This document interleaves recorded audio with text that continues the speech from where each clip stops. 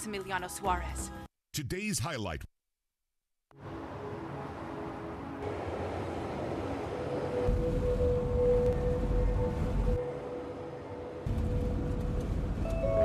And the change of government won't stop a thing.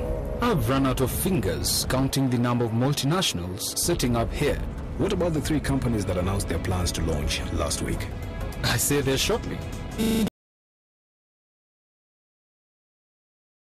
Mountain, but he didn't just fall there. He actually climbed there. That is, I thought, inspiration for today. Many times we wake up and we wish we are in a better place than we actually are, but we haven't put any effort to get to where we want to be. Well, Morning at NTV is here to help you, put you in the right direction, to help you where you want to go. A very good morning wherever you're watching us from, on air or online, in your sitting room, at office, on your iPad somewhere. This is the show that gets you started.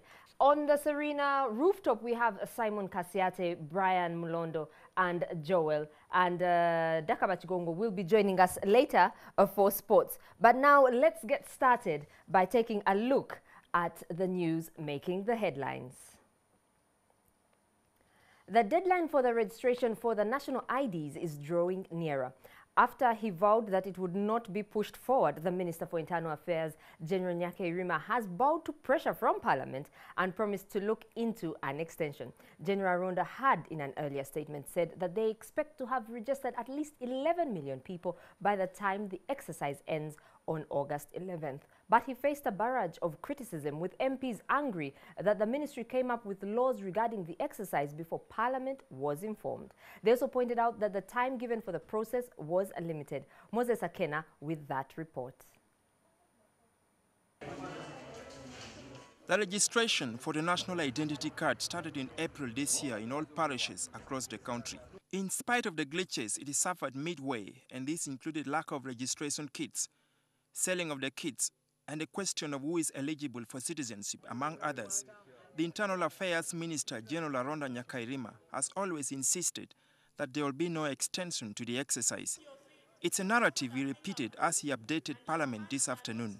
We believe it will not be necessary to extend the deadline of registration at the parish level. Already, General Ronda said those who fail to register will be prosecuted. His statement attracted a flurry of criticisms and uproar in the House. Some people have to move 8 to 10 miles, not kilometers, but miles. So the moment you have this centralized, I'm cocksure you will have disenfranchised many citizens. Who empowered you to make that regulation?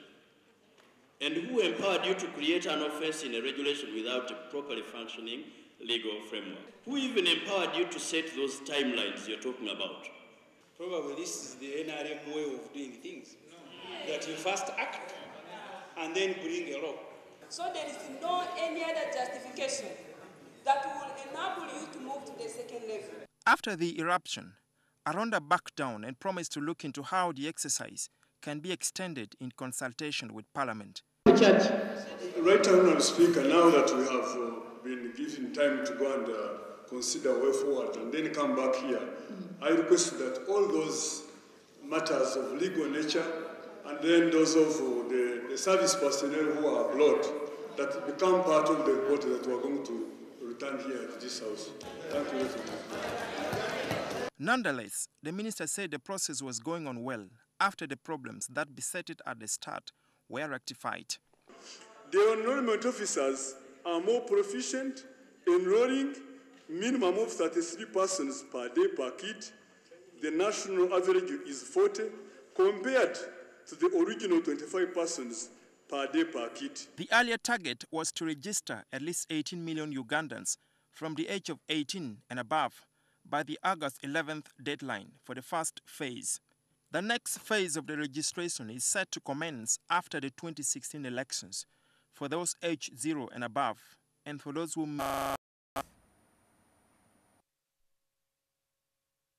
It is exactly 1 year since the August House passed the Anti-Money Laundering Bill into an Act of Parliament. The President later signed the Act into law.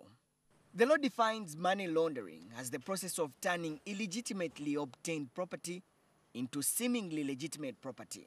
It includes concealing or disguising the nature, source, location, disposition, or movement of the proceeds of crime.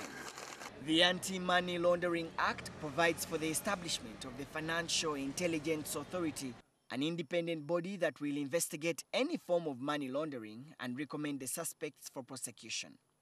NTV has learned that the authority is now in place and officially began work on 1st July, with former Director of Legal Affairs in the Inspectorate of Government, Sydney Asubo, as the interim executive director. The authority will, among others, be responsible for combating money laundering, ensuring compliances with the Anti-Money Laundering Act, enhancing public awareness about money laundering, passing information collected in the investigations to the authorities to enforce the laws of Uganda, exchange information with similar bodies in other countries with a money laundering law. There's a list of 15 persons who are supposed to make what we call suspicious transaction reports. And these include financial institutions like the banks, the forex bureaus, the money remitters, and the microfinance and deposit-taking institutions. Asubo explained that it will be mandatory for all financial institutions to report to the authority any transaction that involves more than 20 million shillings in a day for assessment. Now, then the authorities' mandate will be to analyze these reports and determine whether there's any need for an investigation or prosecution. Then we submit to the relevant law enforcement authority. The Financial Intelligence Authority can also confiscate any property that has been acquired using the so-called dirty money. The authority is currently funded and hosted by the Ministry of Finance, but it is expected to become autonomous and self-accounting it from the 2015-2016 financial year. In the next 6 months, it is expected that government will complete staff recruitment for the authority, including the appointment of the board of directors. Some legislators are optimistic that the new authority will significantly help in cracking money laundering. We have seen people stealing money which would have been for public, for social services, and people taking it for their personal use. So all those issues will be checked. Now, with the presence of the Financial Intelligence Authority, if you are buying land, they will ask you, where have you got the money? Declare the source of the money. But others are worried that government could use the anti-money laundering law to curtail the activities of the opposition. It is linked to the political regime, and it sometimes is used as a tool to haunt those in opposition. Whether the authority will crack the whip on the sophisticated crime of money laundering is just a question of time and will largely depend on its capacity to crack it. Solomon Serwanja, NTV. The Ministry of Education and the National Curriculum Development Center are in the final stages of rolling out the new lower secondary curriculum that is expected to replace the traditional ordinary level secondary school curriculum. Plans are now in place in the primary stages of training the teachers on how they will adopt the new 8 learning areas that will replace the 20 subjects. A lot is expected to change in 2017 as regards Uganda's education system. The most evident change that is expected is the lower secondary curriculum assessment and examination reform program to replace the Uganda Certificate of Education. Today, the National Curriculum Development Center unveiled how the new lower secondary curriculum will be taught in schools. You know, knowledge is around, but we need skills. We need to know how do we apply that knowledge in new situations, and that's something that the current curriculum doesn't have. With 8 learning areas which are science, maths, creative arts, life education, technology and enterprise, social studies, religious education and science, to replace the traditional subjects, there is optimism among educationalists that standards will be uplifted. They will equip our learners with employable skills, which will help us address the unemployment problem among our youth. So the standards of education will definitely improve because we shall be able then to produce outputs or products of the system who have the 3, who have the knowledge, but also who have the values and who have the skills. The new lower secondary school curriculum is not only meant to shape the minds of the students, but it's also supposed to enhance their critical thinking ability as well as their practical skills. However, the officials from the Uganda National Examinations Board say that they have to put in a lot of input as regards assessment. We are going to look at who has which competencies, what has the learner got. And there, it definitely has to be with the standard setting. And that will be the change that we have to put in place. Although some secondary school teachers have welcomed the new curriculum, they still insist on adequate training as the only tool to propel this education system forward. If the teacher is well prepared to teach this new learning curriculum, then the children adopting to it is okay.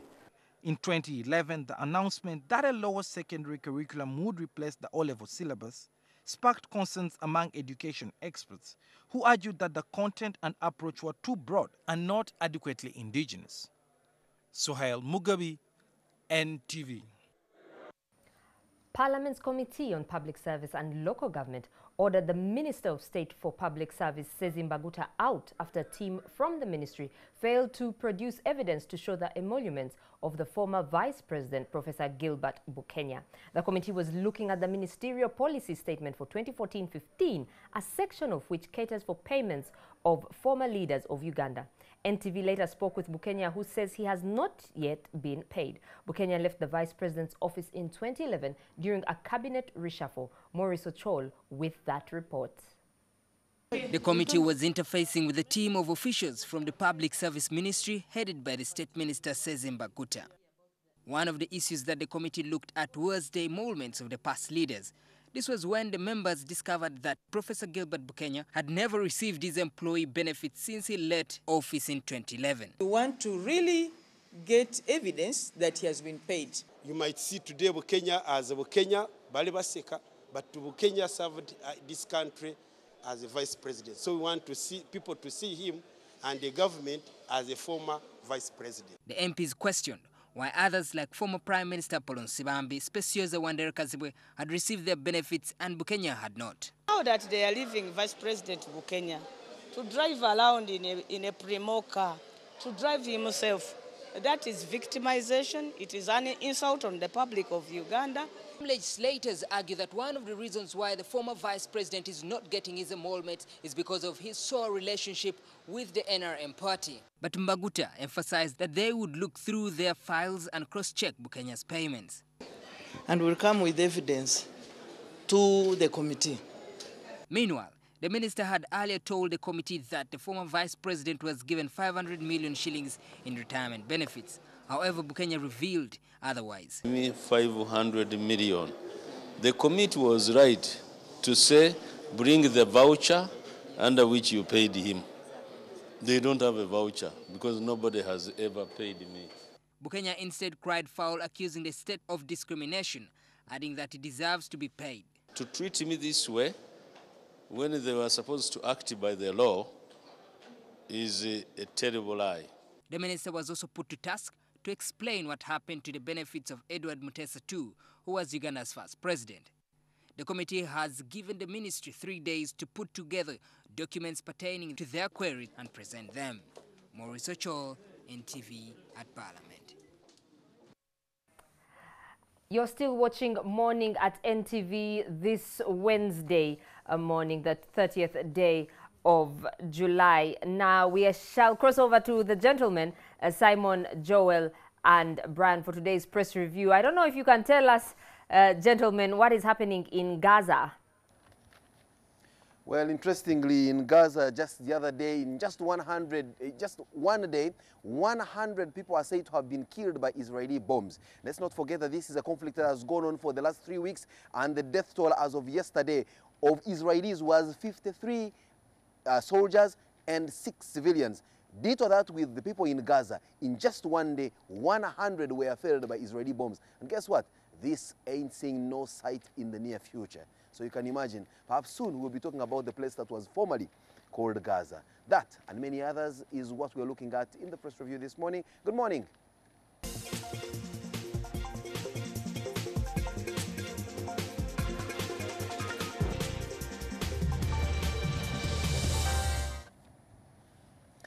Good morning. Welcome to NTV's press review on this wonderful Thursday morning. Is it? Oh no, Wednesday morning. This week was trying to move very, very fast, but we are closing into the end of the month of July. And yes, we're coming to you live from the rooftop of the Kampala Serena Hotel with my comrades, Brian and Joel. Good morning, the gentleman in red tie, another one in red tie, and the question is, which band do you perform for? It's called Morning at NTV. Thank you very much. I hear you talk about Israel every morning, and I'm thinking, you know, sometimes we, I don't know, get the not so correct reports about Israel. Look, when these Hamas guys, they go to UN compounds, they go to a school, and they, you know, propel their rockets from there, hit Israel. What Israel does, they target where the rockets are coming from. And many times they tell these people, you know what, evacuate, because guys are hounding us from there. We're going to retaliate, you know, and so they do the same. And of course, at the end of the day, UN compound is hit, a school is hit, and they're like, Israelis, you know, they are bad people and that kind of thing. So now we know where you fall. No, the analogy was simple. Me, I try to be objective. No, from both sides. Rat kicks elephant. Elephant steps on rat, kills it, kills its mother, its father, its brothers, its sisters, and every rat passing by. Point. For them, and guess what? And guess what? Lion on the side says, "Please, rat, stop kicking." Well, now we are waking up to a headline in the Daily Monitor, getting back to our local turf and saying that members of parliament, those members of parliament of yours who never show up in parliamentary chambers, who are always 3 or 4, not more than 100, they are always 370 in the roll call, but in the real presence on the floor, not more than 100. But here they are. Somehow the Daily Monitor found them. Not in their chambers, of course. I'm sure they must have found them by telephone. 100 of them say they want term limits back. This is the debate that's now going to take center stage in Parliament, where there is a discussion that term limits. Now, I want to believe that they are saying term limits in the real sense of the word, not presidential term limits only. Because I have known perpetual members of Parliament. For them, term limits are good for the president, are not good for them. If these term limits, let it come down all the way. In fact, if it were, even for TV presenters, so that we have everyone with term limits, there must be a contract that should be respected. But if these members of parliament are going to hoodwink us and say, oh, we are fighting for term limits only for the president. I mean, I'm seeing here my friend Sam Ryomochi. When was the last time you heard that Sam Ryomochi was not an MP? You know, actually they're pushing for presidential term limits as it were. The other day I hosted Ekanya and he was telling me that, look, I would actually be in favor as well for MPs to have term limits. I said, but look, Ekanya, you've been in parliament for the last 1,000,001 years, you know, so it's convenient for you to say that, you know, but it's so that he can have another argument to make to the people of Tororo and say, hey, you know, let me just give me so that I can complete the restated term limits. You know, but it's just like, Brian, I know you watch a film and you get it. When the thing is halfway towards the end, and you're thinking, so even these guys have been there like forever. They feel no, but you see, away from this, I mean, for me, I'm increasingly getting disturbed by legislation in the media as opposed to real legislation in the chambers. Every morning you wake up and there is something about MPs in the newspapers. And I'm asking my colleagues who cover parliament, where do you find these guys? Because they're not at parliament. And they are not in the chambers. Heaps and heaps of bills. Every day you show us pictures of them missing in parliament. But somehow half your newspaper is full of news from. Are we being lazy as journalists because MPs are the easiest news source? You just call them and they are willing to jump, rootstock and sink. No, while the House may not be meety, the committees keep meeting. Committees keep doing their work. But even at some point, the speaker is complaining about absenteeism in committees. So somehow, which committee was this one? So somehow people find time to attend committees in full blast, and when because they get allowance. No, but even and tea and breakfast. And so when the plenary comes where they are not being served tea in the chambers, then they disappear. And where they don't have to vote. When they have to vote, it's you know. Yes. But this is an interesting statistic because this 108 is out of 125. That's about 86.4%. Does that speak for the entire House? No, certainly not.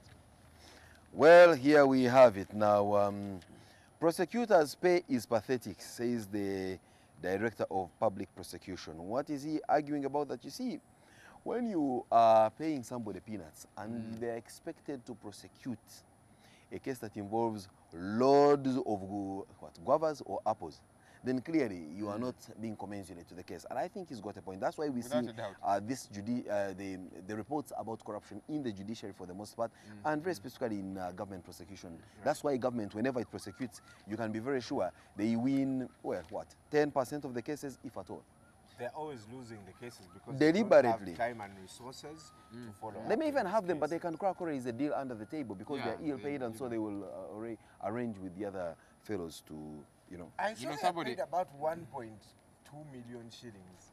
Really? And you're thinking, you know. And the guy handles about 200 cases.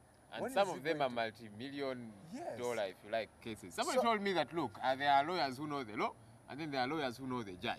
So if you don't pay a judge very well, this is bound to happen because these guys get a niggardly pay. Right. It should be upped. Right. Now there is a reaction coming in from one of those other MPs who says that, you know, to protect the independence of parliament, members of parliament should not be appointed ministers. And You know- guess who is saying it? A guy who has no chance whatsoever, even if he skinned a goat in parliament, he would not become a minister in this regime, this one. But you see, Wilfred Niwaga. And this is how he Why do you say? Because some of the ministers, The also, rebel. some of the people who are ministers, they went and apologized at one and they were point forgiven. you didn't think they would ever be ministers. Are you talking about a one banyan zachi or what? But look, This there's one, a conflict you can be very of sure. interest because you see, the legislature is supposed to check the executive. Now you see, when there's a nexus between the two, how exactly do you do that? Yes, a monkey cannot decide the fate of the judge forest over matters of the forest. So yeah, there's too much conflict of interest. Well, where isn't there conflict of interest? I never received some 500 million shillings that were meant for my benefit, says my very good old friend, Professor Gilbert Bukenya. This is money that is supposed to be paid to him as a former vice president from the Ministry of Public Service. Ministry of Public Service did claim yesterday that they paid him this money and they couldn't back it up with vouchers. And then Professor Gilbert Bukenya checked his wallet and realized, no, I have not received that money. I'm told the professor drives the Toyota Premium. Premium, yeah. No, but he also has a big Land Cruiser V8. Please, Some of them even make- personalized and so on. Please make no mistake. No, I mean, yes, you would find me in a Vitz if I wanted to, but that does not deny the fact that I have bigger cars. And Let he him not drives do it. himself. Hey, can't he drive? Is he lame? This man is of sound No, but body you stature. see, It's very able-bodied. government passed what they call the emoluments. He's actually supposed to be entitled to emoluments. a well-furnished car. I mean, a well-furnished car, a well-furnished house, a car, A fuel car that is allowances, fueled by the etc., government. etc., a guard, security guards, and that kind of thing. So that What? He doesn't part have was them? passed in- He doesn't have them? He doesn't move around with them. Yeah, but you see, does that mean that I do not have T-shirts? No, but when, the point here when, is, when was it that members of our viewership ever saw me in a T-shirt? But The guess other what? day when you I possibly have more T-shirts than bow ties. But that, you know, so if Bukenya has chosen for his own political aggrandization and show off to drive a premium, so be it. I have no tear whatsoever. And well, I mean, you have been vice president for how many years? And if all you can get out of that is a premium, that was his choice. Certainly his choice. But of course he's saying, If look, he, what if he the- sold one brick of Katomi Kingdom Hotel, wouldn't he buy a whatever, a G55 AMG? Is in that evidence that he was patriotic and didn't steal money to Patriotic. go and buy the GMs? Or Made the road to where? But I do not the want to stand act- here the and act- act as judge, but the last time I checked, he was in Emoluments Rosella Act prison. says- Was yes, he there or the not? and referring to that, says we will not accord you these things if, one, you show any cases of moral turpitude, which I think he... Has he? Well, he's in court allegedly. You are discussing the moral turpitude and debating it, whether or not it was there of Bukenya. But we see these Also- things as rumors in the papers. I don't know. He has been in prisons. He served his He won the sentence. case eventually. Yes. He served his sentence. He was never sentenced. Well, he served. He was on remand and eventually he won the case. How long? Of was course, he you on and I, remand? you know, will doubt, you know, the eventualities, etc., etc. But there you have it. Now we've been making noise, huffing and puffing about, you know, KCC, a city train set to roll out in October. That's the best news that ever came for those of us, especially who ply that road that you crosses rail lines. At least we'll have a decongestion of the traffic on the roads, and yes, a chance to ride in a train in our own country. Did you see that MP, is it Simbwa, I think, was crying? You know, yesterday you were saying, no. Mpuga or something like that. One of those. It was John Simbwa who was saying, look, we need to be a little bit more charitable and that kind of thing. John Simbwa. If you think that crocodile tears coming from you are going to stop the wave of development, woe unto you. If I were you, I would buy more handkerchiefs. Perhaps those are not even enough. Get yourself buckets and you can cry. And if tears are going to lead you into parliament, well, so be it. But one thing is for sure. If people are going to go out of their way and live along road and railway reserves, when they surely know that what they are doing is wrong, I don't think it makes any sense. Again, I will refer to what I told you yesterday. If you have been raping somebody for 10 years, that example, and finally you are caught, you cannot claim that you are doing so because you had no other alternative. What you are doing, first and foremost, was wrong, only that the law had not caught up with you. So Simba, do not condone the rape of installed structures, the rape of the rule of law because of cheap political aggrandization and popularity. Right. That, for me, is the kind of nonsensical political activity that makes me nauseated to the gut by members, especially of the political of the political opposition. Well, no, Simba is not even an opposition member of parliament. Me, This character from Martin. If you say you are for the people, and you know they are doing something wrong, stop it before the law catches up, because the law will catch up with them eventually. But I want to give it to KCCA. We are seeing people evicted, and a day later, they announced that the trains are here, except for a few projects where they evict people, and a year or 2 years later, nothing is going on. So I want to give it to Madam Jennifer that when she evicted... Now you want to break out. Yes. Why are you so angry? Which side are you? But I hope we quote can of the get day. some of like the blue trains in South Africa. And, you They know. might bring But the yellow that's one. what I'm telling you. You see, we want all these nice things. And like they say, We don't want to break the eggs. a people get the kind of leaders they deserve. When you have members of parliament like Ruchams, when you have people like John Simba, when you have all these good-for-nothing people holding serious political whatever, and you ask yourself why this country doesn't move forward, do you really need an answer? You want to be like a developed country, but you want to have the mentality of a villager. No, a time has to come and say, you know what, villagism, back to the village, let's embrace development. Right. And in development, it's like making an omelette indeed. Eggs must be broken. You cannot eat a whole egg and then expect to have a fried omelette. No. All right, the quote of the day, this is President Museveni on family planning. Family planning is good for the mother. Parents should have children they can afford to look after so that they don't grow like wild plants. I'm so glad His Excellency the President has finally seen the light. Not too long ago, you know, he was moving around telling people, give birth to more children so I can get voters, and you know, and of course a number of politicians did Was he follow saying suit. he can get and, you know, voters? No, he was whether it was saying jokingly or so, population, or whatever, for the huge did population say, you know, For Ugandan and, politicians to sire children to fill up an omnibus per each, you think they waited for the president's call? That has always been their when they're not in parliament, what are they doing? But look, people listen a great deal to their leaders, and whatever their leaders tell them, they follow suit. Naduli and the likes, you know, they've been running around telling people give birth, and some of us think, this is preposterous. It needs to come to a halt. I saw you pointing to somebody. In the red paper this morning, Mirundi in New Deal at State House gets another 7 years on his contract. 7 And years. he said since he has been able to buy 50 taxis with the little money he's been getting, he's now going to buy a chopper. Sure, he has like 100 borders. Those are the guys that are congesting our city, and that is why we cannot, you know, implement certain KCCA directives and Grapes can taste so sour. This man, Joel, has been here. I mean, I know how, I can imagine how I would feel when Karuba is re-elected in Dakar. No, but look, Mirundi being the face of our president, and for that matter, our country, I don't know. With all due respect, I take him to be a joker. I never take him Why too do you seriously. think he's a joker? Because He runs around- he does his job. When they sit down and look at his deliverables, he delivers. Who are those? He's on radio, he speaks for the president. And what is he saying? He defends the president. He defends his boss. He told you he's a dog that defends his... Yes, I'll tell you what I think of that guy. I think he shoots first and aims later. He's one guy that goes around running his mouth, calling people all sorts of names, abusing people. And I'm thinking that is ludicrous. We need to So see when you better abuse guys. politicians, who tells you to What stop? is his brief? No one. So let him also... What is his brief? So is that part of the expectations? That's what I'm asking you. For you expect him to be in a certain way. Yeah, because Are he's you serving sure? me. He's supposed to be a civil servant. But that, when you look at his KPIs... The key performance indicators. Yes. Which ones? Abusing Joel, people. So Joel, so Joel. he's hired No, to he abuse fights people. back for the Whoever that president. A is. civil Joel. servant is permanent and pensionable. I don't remember the last time civil servants' work was tagged onto contracts. That Mirundi here has a contract that's renewable, one that you are hoping is not renewed. Clearly tells that he's not a civil servant. My point so please, is that move a away. public servant, I think that's what I meant. You know, He he's does supposed to his be job. serving The editorial of the Daily Monitor this morning is appealing to all of us to control population growth and, of course, as a result, cure poverty. So, in other words, poverty and population growth seem to be interlinked. You know, in 2010, our population was at about 34.5 million.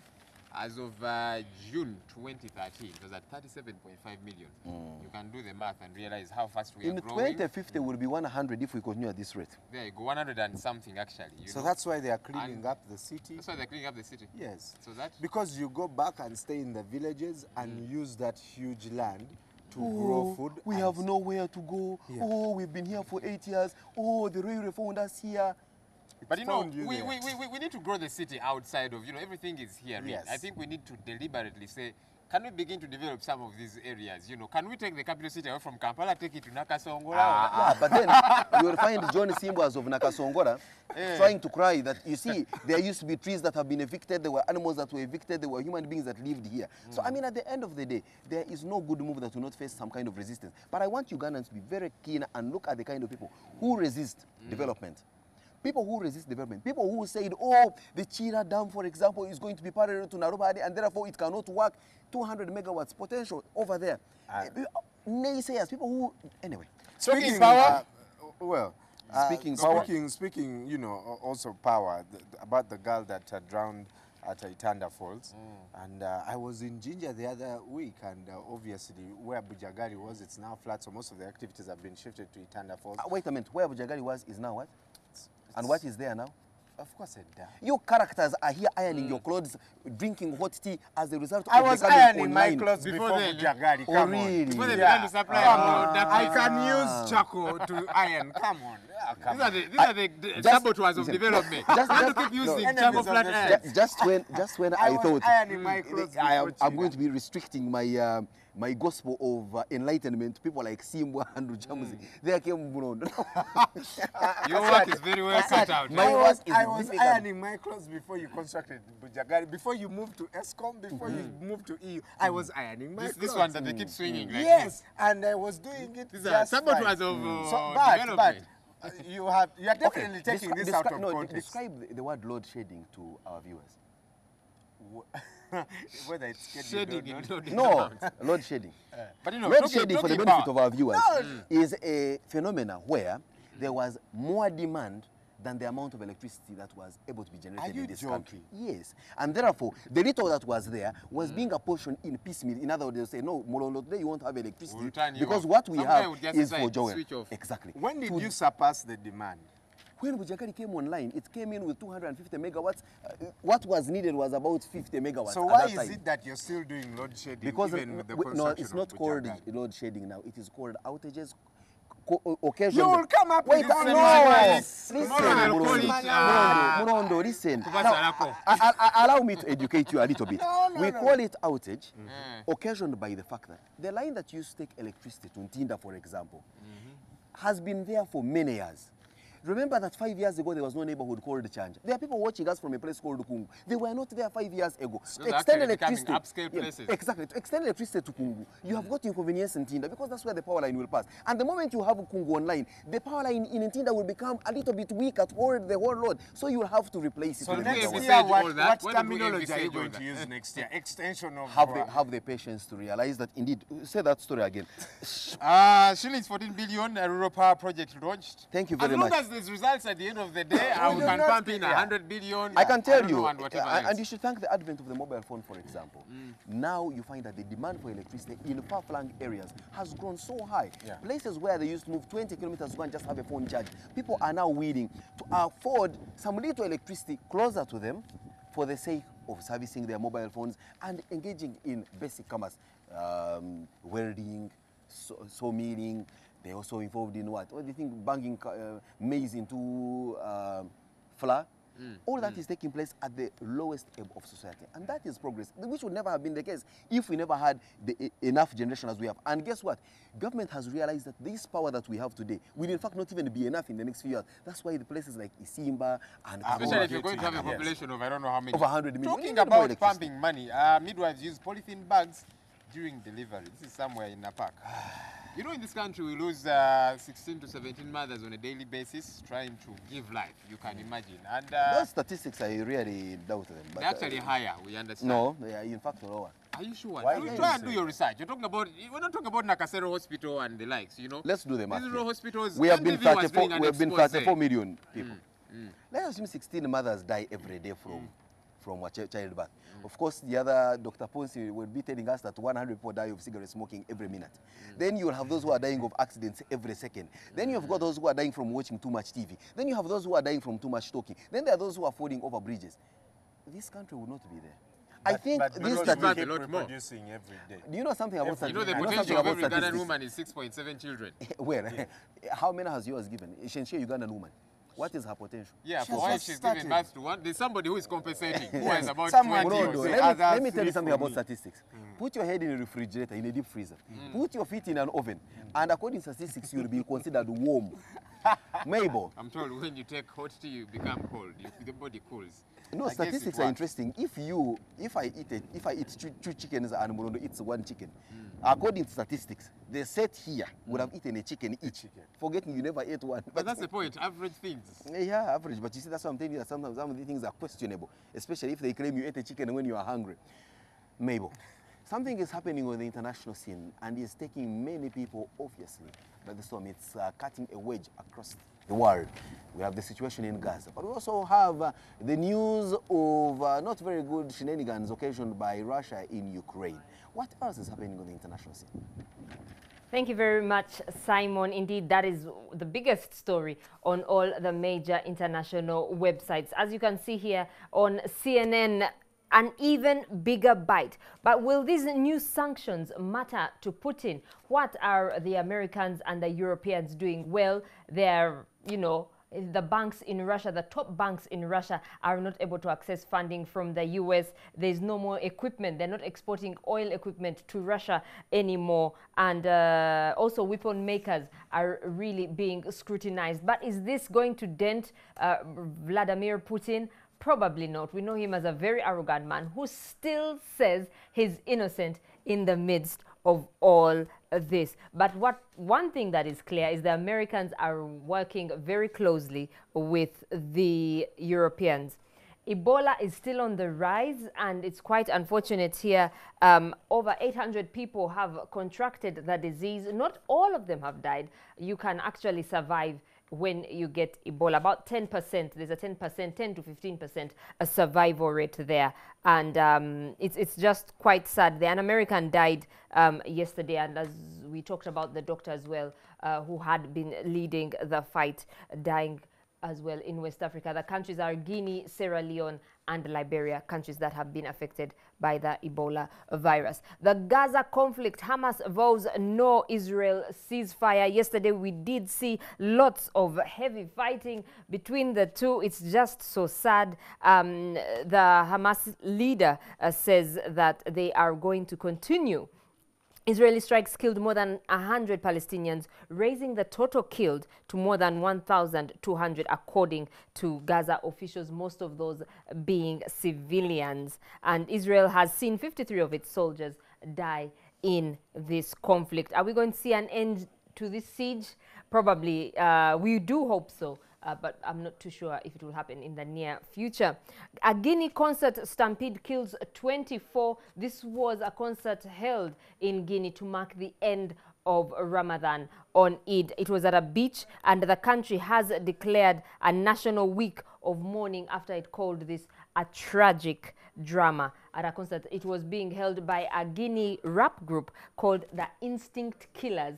Quite you know, it's I don't want to say tongue-in-cheek, but it's, you know, instinct killers. You're having a concert and people actually get killed at the concert. Quite sad there. Now, Carlos Tevez, a man who hasn't been in the news for long because of his football, his father was actually kidnapped in Argentina, in Buenos Aires, and he was released. The kidnappers wanted some kind of ransom, but he has been released. They wanted about £30,000.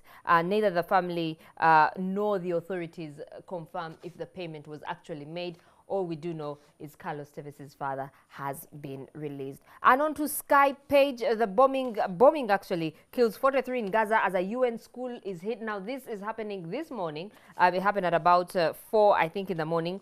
Another night and early morning, leaving many people dead in refugee camps in Gaza. People are being displaced by the conflict and they're going to UN shelters, but apparently those UN shelters are still not safe. Now, we have talked about driverless cars.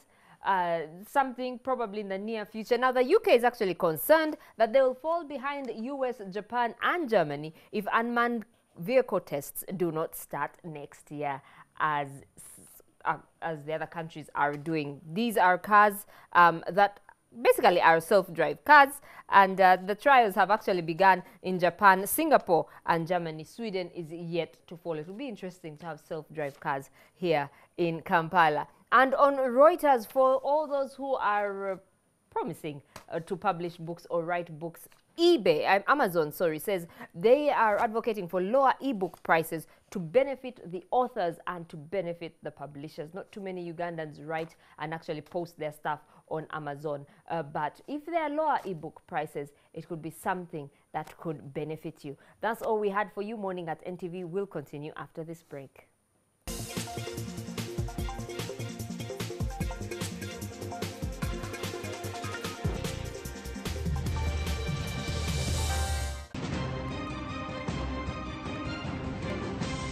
You're watching Morning at NTV with Simon Kasiate, Mabel Kebirunji, and Brian Mulondo. Yes,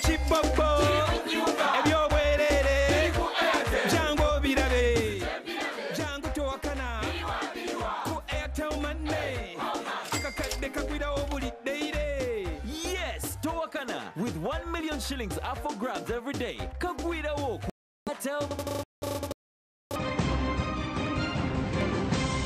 You're watching Morning at NTV with Simon Kasiate, Mabel Kebirunji, and Brian Mulondo.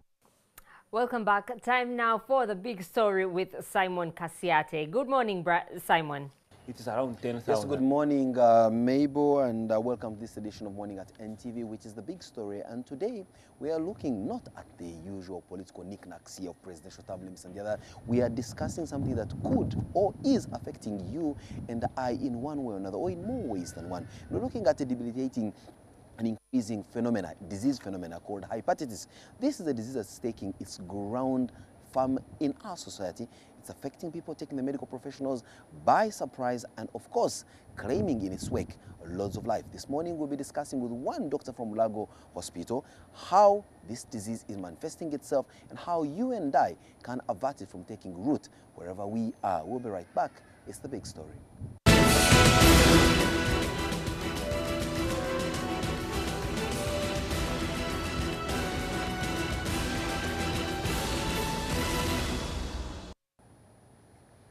Well, every 28th day of July, we're talking about 2 days ago, the world is now celebrating World Hepatitis Day. The World Health Organization is urging governments, policymakers, health workers, and the public to think again about this silent killer. The viral hepatitis is a group of infectious diseases known as hepatitis A, B, C, D, and E. And yes, it affects hundreds of millions of people worldwide, causing acute and chronic liver disease, killing close to 1.4 million people every year, but remains largely ignored or unknown. So this morning we're trying to put the spotlight or flash our torch onto this silent killer known as hepatitis B. And I have the pleasure to host Dr. Nesta Mbabazi from Lago Hospital, who is a specialist in pediatrics, but also someone who's come face to face with this situation and possibly is in a better position to discuss with us the goings-on around hepatitis. Good morning, Dr. Nesta. Good morning, sir. How are you doing? I'm okay. Tell me about hepatitis. I mean, we're hearing it in medical journals. We hear about it, in medical reports. We hear the Ministry of Health talking about it. But we possibly, for the most part, are not as aware about it as we are for the other killers like HIV and AIDS, with which they are seeming to be in the same category of killers. Why so? And what is this? Okay, so hepatitis, first of all, the term hepatitis means inflammation of the liver or of the liver cells. Inflammation is also a medical or scientific word, which means there is an injury, a reaction that is going on and causing certain cells of the body to become sick. They are sick, they are swollen, they are red, they are oozing maybe blood or fluid. Maybe so that for our ordinary viewers, for them to understand an inflammation, it's like when you have that pain on your gum, and when you open your teeth to look at the gum, you find it's a bit redder than usual. When anything touches it, it's very sensitive. That is an inflammation. Thank you very much. Now translate that and go take it to the liver. The liver is red and inflamed. So for that matter, it will not perform its duties. And you know the duties of the liver are very many. It is the detoxifier of the body. All the toxins that enter the body through ingestion, through breathing, they pass through the liver for detoxification, and eventually they are excreted either through the kidneys or through the sweating, but the liver is the main detoxifier of the body, in addition to manufacturing many things, including albumin, the protein that keeps our blood into the blood saturation, the antibodies, those protein antibodies are manufactured by the liver. The glucose metabolism is done by the liver, so that we keep on with adequate glucose in the body for functioning. For energy. For energy.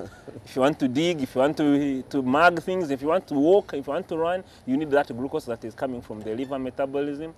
Production of vitamin K, which helps us not to bleed easily when you are injured. All that is done by the liver. In other words, the liver is that very, very vital body organ that would be the last body organ you want to have an inflammation on. Exactly. Now, what causes this inflammation on the liver? So we have, okay, now we are talking of hepatitis. Yes. There are various causes of inflammation of the liver, including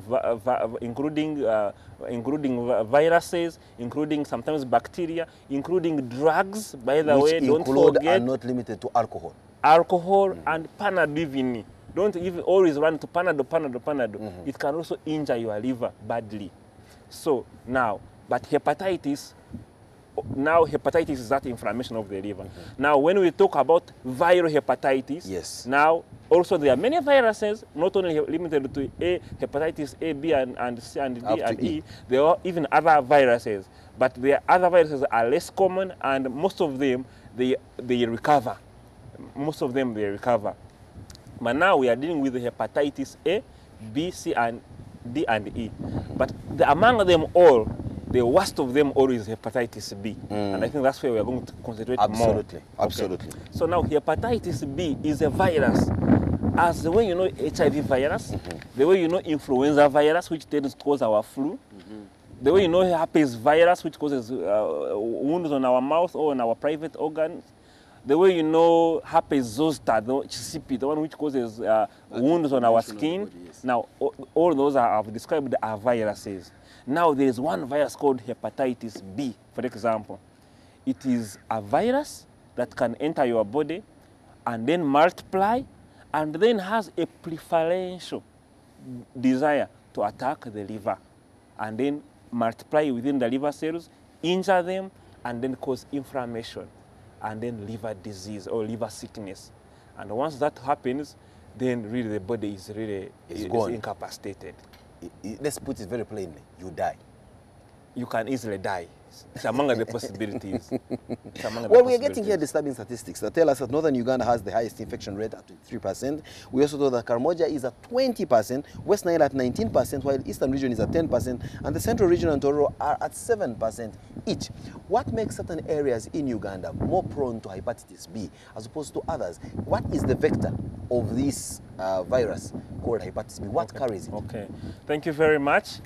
There are very many ways of acquiring hepatitis B, but the commonest is actually sexually transmitted. What? It's like HIV. And unfortunately, hepatitis B is 10 times more easy to transmit compared to HIV.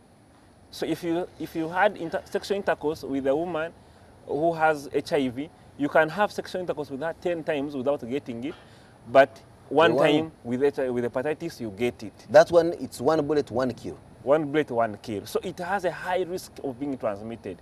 Even when you go through a needle pricks, if you got pricked with a needle that has hepatitis, you are 10 times likely to get it than one who gets a needle prick which has HIV. So it is easier to transmit. Why? What makes it that easy to transmit? Is it because its virus is so active? It is so active, so virulent. It's called the term used is virulent. It is so shrewd in entering your body, attaching itself to your body cells, and then multiplying and ensuring it stays there. So the only preventive measure away from contracting hepatitis B is sexual fidelity and or the use of protection. Protection. Protection and Or it protection. also it can break down condom cells? No, at least with the condom it will not go through. But you need protection, but also importantly, you need to know your sexual partner, what is their status regarding hepatitis. Because you know, wait a minute, is hepatitis as debilitating as HIV? What are the symptoms when one has... I'm telling you, sometimes it is worse. Because have you seen people who have, and they are men, and they have, as if they are pregnant for 9 months, they have a big tummy. Okay, now wait a minute. I'm beginning to get scared here. They have a big tummy full of water, full of fluid, okay? And they are... You wouldn't tell it's fluid. You may think it's just a few pork skewers and some beer that was consumed the other day. Okay, you just need to visit Mulago Hospital, like the gastroenterology clinic or the gastroenterology ward. You will find people who have a lot of water in their fluid in their stomach, in their abdomen, and then they are connected with a tube on their stomach to keep draining fluid. Now, that is the result of chronic hepatitis, which has led to liver cirrhosis. Liver has shrunk and is no longer working. It's not producing albumin, and because of that matter, you cannot keep fluid inside the blood vessels. So it oozes out, goes into the peritoneal cavity, and your tummy becomes enlarged. And then you have to be drained water every now and then if you are to keep comfortable. Otherwise, you get respiratory embarrassment. Your fluid begins depleting your diaphragm, pushing it upwards. Your lungs cannot expand. They can't breathe, and they are restless. So that's one of the worst that you can get from suffering from hepatitis Dr. B. Nesta, aren't you just being a doomsday doctor No, here, I'm trying talking, to give us the most scaring messages for us to possibly I'm run talking, away from our comfort zones and head to all the nearest... I'm talking the truth, but nothing the truth. Because if I don't talk the truth and I sugarcoat things, people keep on getting, they keep on being surprised when so things while have people occurred. are out there worried of HIV, if they must wear a condom because they fear of HIV, others are even more threatened by the mosquito than HIV. So you'll find someone with a strange sexual partner, but they will prudently tuck in their mosquito nets and have live sex. The bigger killer could be hepatitis B. Hepatitis B is very dangerous, I'm telling you. Is there a cure for this thing? Now, hepatitis, when it gets you, you can either, in the initial stages, if you are strong, if your body immunity was strong and you are lucky, you might overcome it in the first few months. Even an element of luck. There is luck, but it's not about luck, but it's about very many factors. Your immune status, your cells, CD4 count, your lymphocytes, what state they found you in, how good do you eat vegetables, fruits, you know, those things which protect our body. Do you take some little wine? Do you take alcohol, a lot of alcohol, which is already damaging the liver? Again, you are bringing multiple injuries, basically. So now you can easily overcome it, a small percentage. But you can also get it, it becomes fulminant, what we call acute illness, acute hepatitis. You get into liver failure, acute liver failure. Within a short period Within a short period of time. Yellow eyes, I told you about before. And you die. If you don't get a liver transplant, you die. And we don't do liver transplant in Uganda. That is the truth, but nothing the truth. But I've heard of something called vaccination against hepatitis B. Yes, that is true. Tell us about now, that. Maybe that could be our own magic bullet. There was the third option, which I told you that you can get a chronic one. Then it keeps on slowly eating your liver slowly. And then in about 5, maybe 10 years, you get what we call chronic liver failure. You get, I told you, what fluid in your abdomen. You get, you can also get, by the way, something we've not talked about, liver cancer, hepatocellular carcinoma, is the known result of chronic hepatitis B infection, and sometimes even C. Wait a minute, Dr. Nesta, is there anyone going to survive in this country? Yes, we can survive, but we need a concerted effort. We are getting an available... We are talking about vaccine. Now, the vaccine is available, but unfortunately, it's not available in the public sector. You have to pay for it if you are not... Children, the good news is that children... All young children who are being born, they are receiving hepatitis B as part of their vaccination. As part of their routine vaccination at 6 weeks, at 10 weeks, and at 14 weeks. So mothers out there, if you refuse to take your child for immunization, you are denying your baby a vital protection. For example, hepatitis B. and plus all others, tetanus and many others. But Dr. Nesta, if I, at my age now, 40 years plus, I'm now scared by what you've just told me, and I want to go and give myself a jab against hepatitis, yes. Does it still work for a guy It of can my age? still work as long as when you go there, first test for hepatitis. You might be already a chronic carrier. So first test, don't just go blindly. First test and make sure you are not a chronic carrier of hepatitis B. Then once you find your hepatitis B negative, then run as fast as possible and start the immunization dose. You will get it the first day. After 1 month, they will again give you another dose. Then after 6 months, you get your final dose. So and it's lifelong protecting. Oh, lifelong protecting. Yes. So it's one jab and all that. Yes. So you say it's not available in public facilities like Mulago. It can only be paid for. Mulago, when you go there, they will tell you we don't have it. From where it is available, how much is it roughly? You have to go to private hospitals, most of the private hospitals. For example, I told you I work in Mulago, but I also work in St. Jordan Clinic on Gaza Road. I work on SAS Clinic.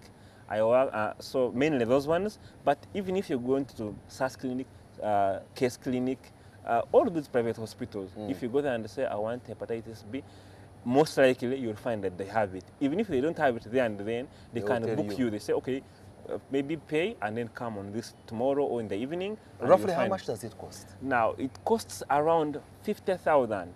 For a lifelong protection? No, one dose. One dose. So you do it 150,000 to get at 0, 1 month and 6 months. Now, of course, the usual cheap populists are going to say, who unto the ordinary people? They're always saying the ordinary man can't afford 50,000 Uganda shillings. But when they get sick, like I've told you that... Somehow we will find $1 million to bury them. They will, $1 million to bury them, yet 150 to protect them was not available. It happens. Many times I'm always here discussing irresponsible men who get their wives pregnant and expect the government to deliver them free of charge. Like this case that was in Mbale some time back, where police came and took away nurses and some of your colleagues for negligently leaving a woman to die, which was an unfortunate thing. But I thought that on that very pickup truck, the husband of that woman should also have been put on. Why? Because she failed to raise 10,000 shillings to buy or bribe somebody. I mean, at the end of the day, if you manage to make someone pregnant, 9 months, you fail to raise 10,000 Uganda shillings. I don't think that you're good for anything.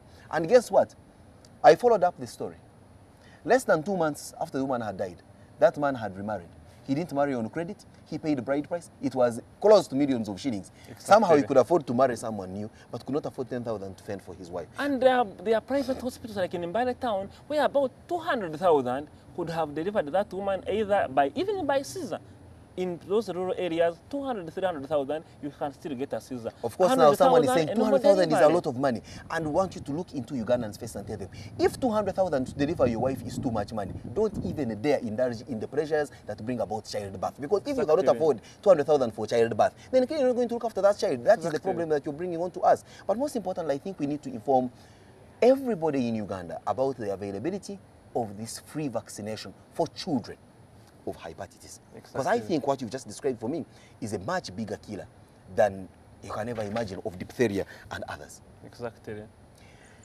What is the frequency of cases that you're seeing, especially at public hospitals like Mulago? Now, like at Mulago, it's not very common, but you see even one case in a period is worrying because the results are not usually good. So, for example, maybe I can say every 1 month, we could be able to see about 5 children who have hepatitis B infection. And as we said, it can be, in adults, mainly sexually transmitted, but in children, it can be maybe somebody pricked himself and then pricked the child. These people still share needles, safety pins, razor blade for cutting fingers, things like that. And yeah, basically, blood transfusion is now rare because they test hepatitis on all blood units and other products of blood. It used to be a big source of hepatitis, but now it has been minimized. So once in a while, we get them, but the majority are adults. Before hepatitis B was never talked about, is it, can we also say that hepatitis is a lifestyle disease now, as we are seeing cancer coming in as also another silent killer, but also attributed to our lifestyle? Exactly. It has to do with the lifestyle, because if it is to do with sexual transmission, if it is to do negligence, negligence of hygiene, negligence of nutrition. I mean, people are alcohol, taking too much alcohol, and of course, you know, alcohol will blur your ability to make good decision. Then that's the very time you're going to do what? You're going to get sexually transmitted, sexual indulging and protected sex. People are indiscriminately sharing, multiple sexual partners. People are not being faithful to one partner. No, all those are carelessness. You know, you are going to get a sexual partner, you're going to marry, you don't test for hepatitis, you don't test for HIV, or you accept the results which are written, you've not gone with the person in the hospital, you don't know whether they have forged them somewhere on NASA Road. So basically, negligence, lifestyle, unseriousness, ignorance, all those are in one basket, contributing towards our misery in our country. Dr. Nesta, the risk of watering down your message on hepatitis B, I would have otherwise wished us to discuss something about cancer, which is also becoming a very big silent killer. But I'm sure that will be a discussion for another day. I must thank you for being very brutally honest and sharing with us those very disturbing happenings around the phenomena called hepatitis, and very specifically hepatitis B. Thanks a lot for gracing our big story this morning. Thank you for appreciating me. We'll be right back with Simon Says.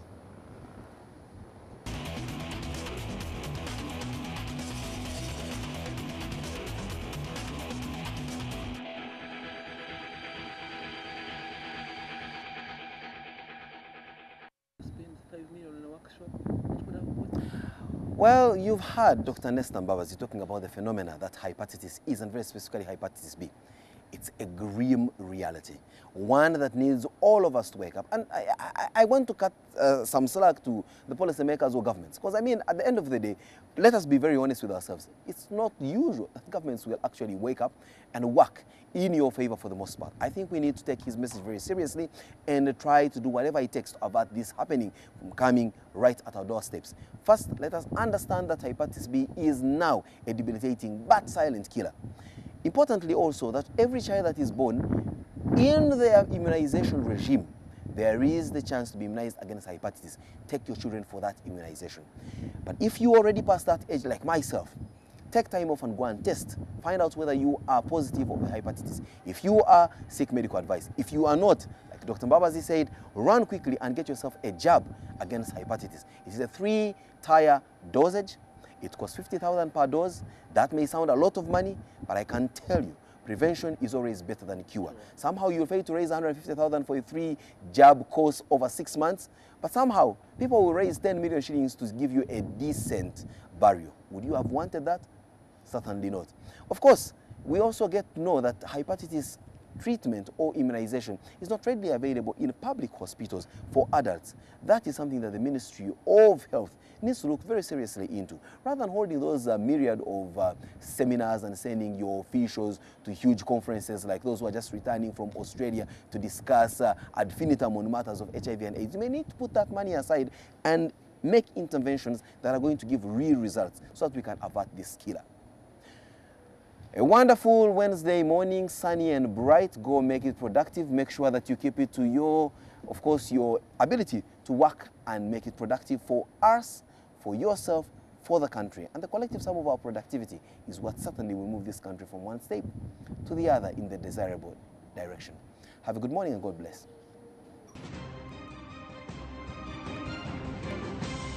You're watching Morning at NTV with Simon Kasiate, Mabel Kebirunji, and Brian Molondo. A wife who you got through the office will be very insecure about you working in another place. Always hunt up, don't hunt down. You mean what? Go after your superior? How dare you suggest that when a woman is aggressed against, we should look at the person who's been aggressed against? Let the couple be. Let them sort out their issues. When they need you, then you'll come in. Prostitution is being given a new brand. All I know is that I connect people. Let's not choose to open our zips and do whatever our urge is, because I don't think that an urge is stronger than your will to say no. People attach a lot of questions, shame to HIV. I do not believe that when you wear a short dress, you should be around. Marrying your wife is like having assured sex. Anytime you come, you must have. Yes. To raise a population that has no clue how to be men. Can you bring out a quality family? I don't get married for my family. Men, every Wednesday only on NTV.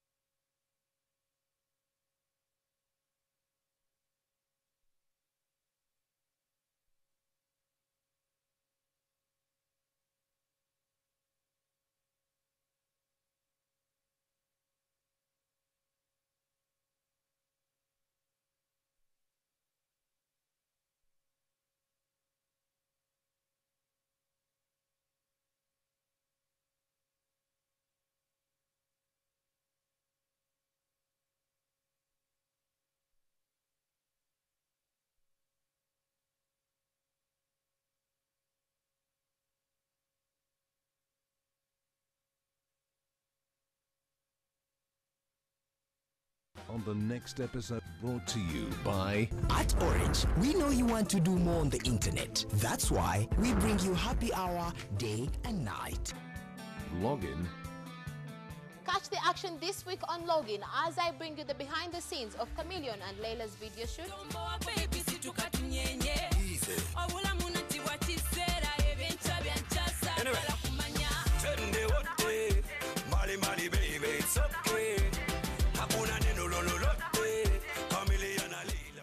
Dust Week at the National Theatre. And Cushions performing in Denmark. Go! Ready!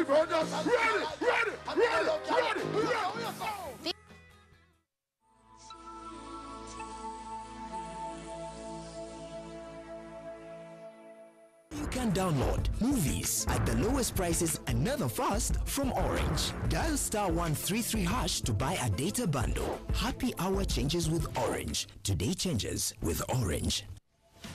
Ekifo ekimu kissa wamusu n'ekyalo ekiweddeko abamanye bakiraza mumwa. Tugenda kutuuka gy'oli oyogere naffe ebikwata ku kyalo kyo, embeera mw'okolera, ebyobufuzi, ebyobulamu n'ensonga endala nnyingi. Ebyogerwa tebiyita. Tuusa eddoboozi lyo, yogera naffe buli Lwakuna butereevu ku NTV Akawungeezi.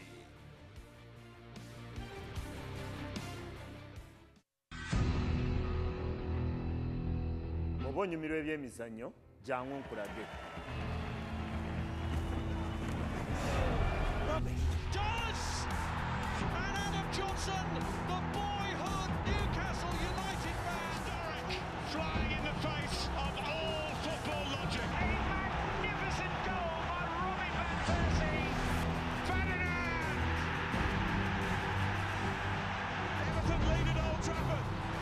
Walcott, Giroud! Suarez. Super Suarez. Gonna backs it up.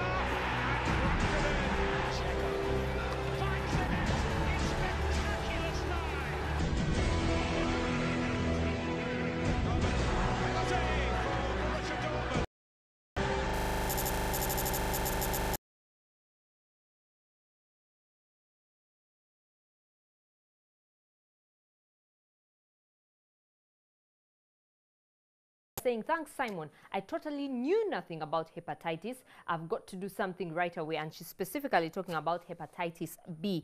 Ken Mwesigwa says, government etuyambi. I think that hepatitis is immunizable. How about an immunization campaign? And we have many saying, wow, now what will be the solution? Without any big complications. But now when HIV came, it did two things. It's been found that hepatitis accelerates the rate of HIV and vice versa as well. So that nowadays new guidelines say that if somebody is HIV positive and is found to be hepatitis B positive, immediately you start on medication because the two seem to have a synergistic relationship. Yeah, it's a big problem. Like we said, in some parts of the country, the prevalence is coming to 20%. That means that in every 100 people, you will find 20 with it. Many people, it moves exactly the same way that HIV does.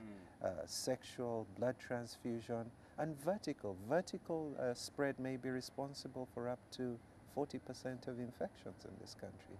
So it is there. It is real. I'll encourage people to check. To go and test. Absolutely. The good news is from 2000, a powerful tool to fight bacterial infections, and this has saved millions of people across the whole world. But when a doctor tells you you have a bacterial infection, do you understand what it means, what causes it, and how we can fight against it? Today on Healthy Wednesday, we're going to talk about that on Everyday Life.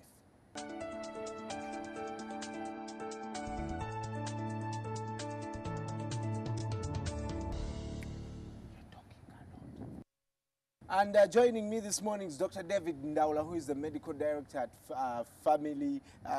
Kampala Family Clinic. Good morning. Good morning. It's very nice to see you on this platform. Well, I've always seen you in another platform. Yeah. And many times when you go, for example, you test, the first thing the doctor tells you, you have a bacterial infection. Yes. So you just say, okay, can you give me the medicine? Yes, yes. And they, some of them never explain, even those who try to explain it. You kind of, for you, all you want is the medicine. Yes. This morning, I'd like us to help our viewers understand, you know, when they tell you a bacterial infection, what does it mean? Why, how does it happen? Yes. And what should you do in case you need to prevent it in the future? Yes. But let's start from the basics, and this maybe science, okay, you know, that we studied in school. What are bacteria, or what is bacteria? Okay. Well, Brian, I'll start this like this. I'll say that bacteria are one of those things. They are single-celled organisms that can cause infection.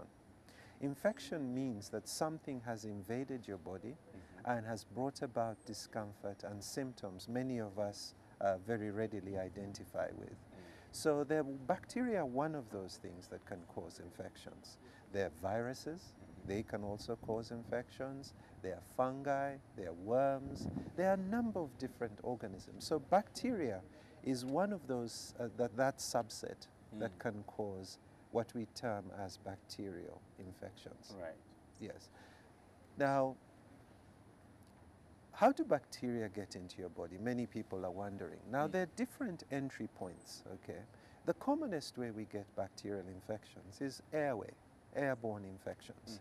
I cough, I sneeze, I spread it to you, and then you develop it and the cycle goes on. Yes. Now, if that cycle is not broken with treatment, you can see how this bacterial infection will keep spreading. Yeah. The next other way it can get into our body is through what we eat. Okay, many of us are aware that a lot of our stomach infections can be bacterial. You eat something on which there are bacteria, and we get those symptoms. We get these infections through our skin. Okay, the skin is another entry point. We can get these in our urinary systems, in our gallbladders, appendix. So probably as many as there are organs in our body, we can get bacteria that infect those parts of our bodies. Right. Science has just, I read a report where they're saying handshakes are more risky now. They will transmit the bacteria very fast. Yes. So they are recommending the fist, you know. Yes, there's actually a very interesting picture I saw of the American president do that. But yes, hand washing, if you think about what your hands do every day, you might be very scared, okay, the places they touch, the things they do. And if hand hygiene is not followed, actually it's been found that if you just wash your hands, keep your hands clean, probably close to 60% of infections will be eliminated at that point. Wow. In case you didn't know, handshakes are actually the commonest ways we spread flus, as opposed to sneezing and coughing. Okay, I sneeze into my hand, I shake you, pass it on to you, and the cycle continues. Wow, that's very scary. It's not going to be. If you meet me and I just do this, you know, man, no offense, no offense. Are there forms of bacterial infections? What forms are they? Yes. Well, we would generally classify them in two main ways. Number one, depending on the bacteria itself, but more easily for most of us is which part of the body is infected. So we would talk about airway infections, we would talk about pneumonias, laryngitis, ear infections, stomach infections, UTIs, based on which part of the body is affected. That tends to be a simple way to classify it. And that is actually a very important thing, because when someone is told that you have a bacterial infection, that needs to be the next question. Where is it? How did I get it? How can I prevent it? That needs to come even before how can I treat it. If you're just joining us, Dr. David Ndaula, this morning Medical Director at Kampala Family Clinic, talking about bacterial infections. Your questions and your comments on Twitter and Facebook, and of course use our SMS platform. Type morning at NTV and send the question to 6565. It's Healthy Wednesday, and every Wednesday we talk about something that concerns your health, because you need to live a quality and healthy life. Now, most of us are, of course, exposed to disease, all of us, but Do you understand what causes it? When a doctor tells you there's been a bacterial infection, we've run the tests, this is, do you understand what that is and how you can help yourself before even going to the doctor? Can you do that before the doctor diagnoses that it's a bacterial infection? So we're trying to learn that this morning. Any risk factors? Because some people may say, oh, it's a bacteria, give me medicine, I'm awesome. Give me an antibiotic, I'll be good. Let's talk about the risk of bacterial infections. Okay, well, I'll start by saying that some of the biggest risks are by age. People at the extremes of life, very young and very old, okay, tend to be at great risk, largely because of the state of their immune systems. A child's immune system is just developing, they haven't come across a lot of these infections, so you may just find that they are prone and predisposed because of that. Many a parent will tell you when their child first goes to school, it's a nightmare. It's one infection after another. And that is all a factor of exposure. They've been at home for a number of years, been in mommy's care, it's been safe. And then they go and every day they're meeting children, and we know how children are. They're touching, they're sharing, they're eating together, all sorts of things. And so infections are continually moving. So right. A question here on our Facebook page, John saying, can the doctor give us a comprehensive nutritional formula? I don't know if we'll have time for that. But you talked about zinc. Are there, for example, the simple food that we eat at home, is there a food that you can recommend that can help us fight off bacteria? Well, I would suggest good measures of vitamin C. These are your tomatoes, your oranges, your tangerines, your grapefruit, your selenium is coming from your watermelon, your pumpkin. These are simple things. But you know, my word to I think, Joseph, the word is balance. Anybody who's eating a balanced diet every day with good helpings of vegetables, good helpings of fruit, is likely to be able to fight infection. We need to move away from fast, okay? Fast is not necessarily healthy. We need to go back to what's healthy. Make sure on your plate you see plenty of colors, okay? We have a creator who made different colors. And that may be boring. But you know, once you have, the more colors you have on your plate, then the more balance you're getting. Oh. Yes.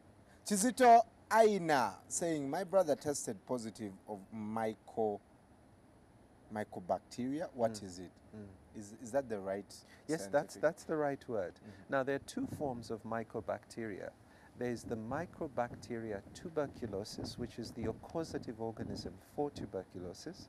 There's also Mycobacterium leprae, which is the causative organism for leprosy. Now, she may be referring to the tuberculosis causing organism. Now, this is an airborne bacterial infection. Remember, we were talking about the airway as being an important entry point. Now, I must tell her that, you know, it is treatable. You know, many people hear tuberculosis, they get very afraid. The important thing is to diagnose it. Diagnose it, the treatment is there. Yes, it could take up to 6 to 8 months to be treated effectively, but you do get cured. I must add, 80% of tuberculosis happens in the lungs. 20% can sometimes happen in other parts of your body. So we need to be aware that even if you're not coughing, many people say, but I'm not coughing, how can I have tuberculosis? Well, the truth is it can happen in other parts of your body. So let's work with the medical team there. It's very important that that family talks about this diagnosis, because if it was picked up in this person's sputum when they cough, probably the other family members also need to be tested to make sure that they don't have it as well. All right. Malele Collins said most Ugandans care less about important aspects of life but dwell so much about the toxics of life. It's oblivious of the aftermath. Eat well, do some sport, have enough rest, and befriend God. Awesome. All Yes, is very, very definitely befriend God. Doctor, last words for especially patients who go in, get the diagnosis, have no clue about any last words, as far as bacterial infections are concerned. Well, I think I want to emphasize something you brought up, Brian, and I'd like to say that, when you get told that you have a bacterial infection, please don't stop there. Ask the next questions, which are, number one, which part of my body is it in? Yeah. How did I get it? And how can I prevent it? Those are more important questions than how can I treat it, because the treatment will surely come. But prevention, if we don't address it, you'll keep going back for the same thing, okay, when there is something you can do to prevent it. Yeah. But it's also very important for us to know that we need to be careful when it comes to infections and antibiotics. Many of us are now going to the pharmacies and you say, the doctor gave me Cipro last time, now I have the same thing, let me go back. Let me do some self-medication. The challenge with that is that we have a growing problem of antibiotic resistance. Antibiotics are not working as well as they used to. Yeah. And if we keep on that road, very soon we're not going to have very many antibiotics that work. So we have to balance the desire to get this treated with using antibiotics prudently and understanding that, some infections don't need antibiotics. Your flu, your everyday flu, Brian, give it time. Yeah. Your body will deal with it. It's good for your immune system to fight some of these things. So I think that we shouldn't rush to self-medicate, work with your medical team, and make sure that you're on the right track to good health. Dr. Ndaula, yes, thank sir. you so much for Been a passing pleasure, by. Brian. Bacterial infections are occasionally life-threatening concerns. So please go get tested. If you get tested, ask. Very important. Where is it and how can we then treat it? Otherwise, the solution may be right in your kitchen. Start today. And that's all we have for you this morning on Everyday Life. And Isma is standing by with the sport. Isma, again, a very dismal performance at the Commonwealth Games. Is this the continuous sorrowful song? Doing when you're 19, Brian? I can imagine what you're doing when you're 19. And it was not sport. Oh no, whatever you're doing must have not been involved in World Fame. No. It wasn't not about even fame. the village fame. The village fame. But Tugumisi is a very poor yesterday. Finished last in his heat. That had Kirani James and actually got knocked out in the semi-finals. But I thought mentally probably these the 400-meter runners had already been bogged down. I remember the story I was telling you about how Alinga Imoko got ill when they got to Glasgow, and then Dennis Opio wasn't registered in the right race. So I think all that wore down Emmanuel Tugumisi. I don't think he ran a brilliant race also. What happened? He qualifies the day before, he does superbly. Exactly.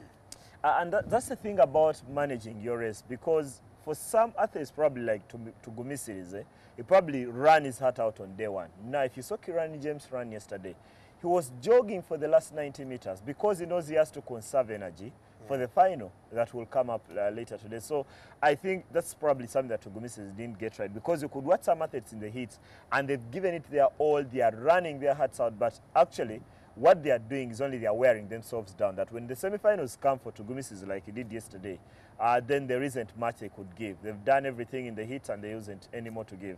But I thought a bit of a contradiction, because you run in the heats, you have to do your best in order to be among the top. Exactly, to qualify. So if you don't give it your all, there's a chance you're just cut off.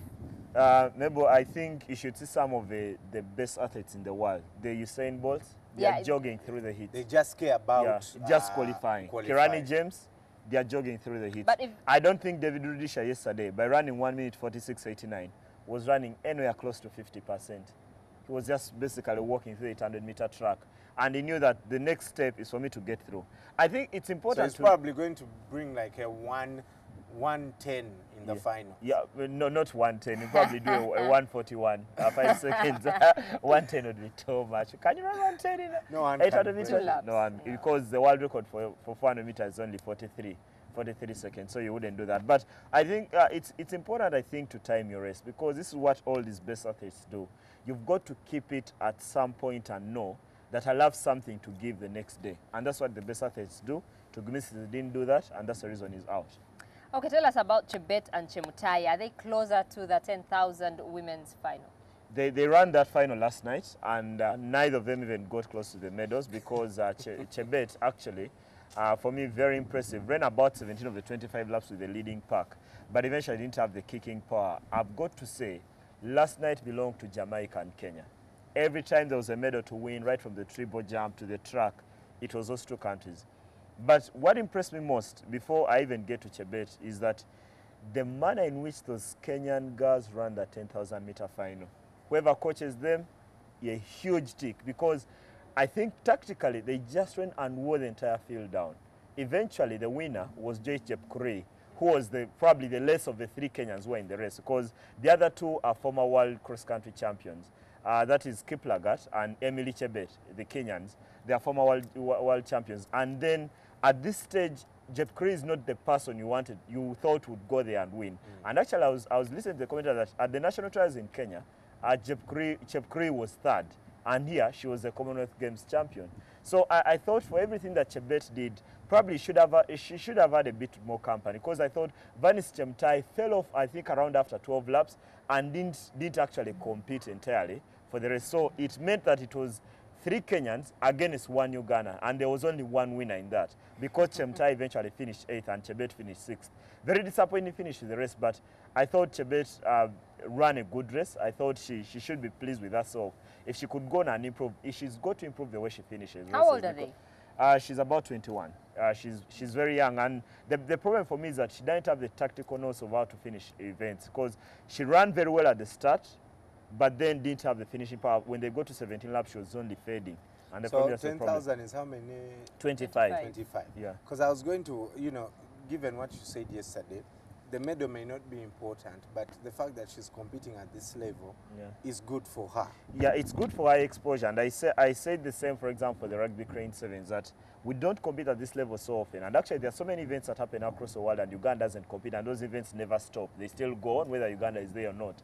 So probably she would be helped by running a little bit more Diamond League races, the same when Winnie Nanyonda has been helped that way, because she's done very well in the Diamond League circuit this year, and that's one of the reasons why she'll be a competitor in Glasgow this year. So that's the kind of thing that every athlete should strive, probably by signing on to the best companies, the kind of companies that Moses Kipsiro has run under in Germany, the ones that have helped elevate him to becoming someone who can beat the world. And that's the kind of thing that Chebet needs. Speaking of Winnie Nanyondo, she's in action tonight.